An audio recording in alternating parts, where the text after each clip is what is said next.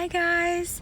Since I can consciously remember myself, which is around 7 years old, I've been having these incredible intergalactic dreams. And for years I thought it was just my vivid, wild imagination because they were so entertaining to watch, right? I was flying my spaceship from one planet to the other every night. I was hopping realities and meeting all these creatures and beings of the universe. And I thought this would be really cool to write a book one day because you gotta put your imagination to use, right?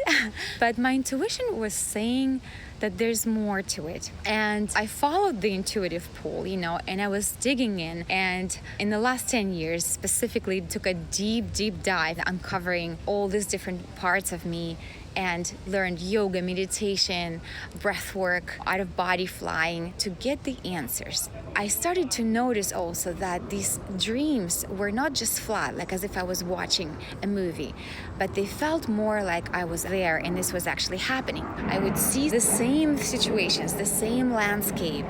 I would see something from the beginning to the end or over the course of some time. So I started sorting them out into different timelines and into different stories. And a few years ago, I came across this lady, Dolores Cannon.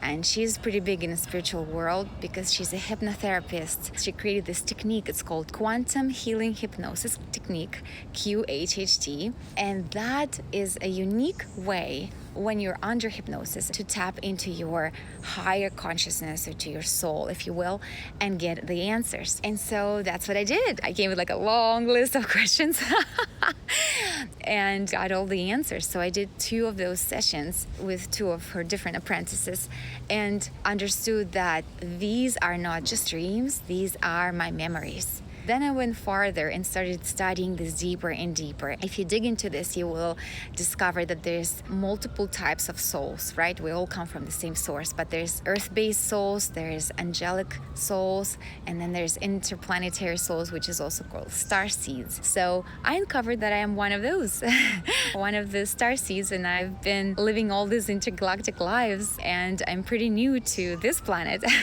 And most of my conscious lives as a soul were on other planets and other civilizations. But you can't just come out and start talking to people about this, right? Obviously. I knew that at some point this will be pretty tough to deliver. And I knew that I would meet the opposition. I knew that probably there will be a huge lashback. I would probably lose friends and people who know me and all sorts of situations. But the weight of silence over time started to be heavier than fear of public judgment. And I decided to finally come out and start sharing my life and start being that person who would voice it and make it available for others.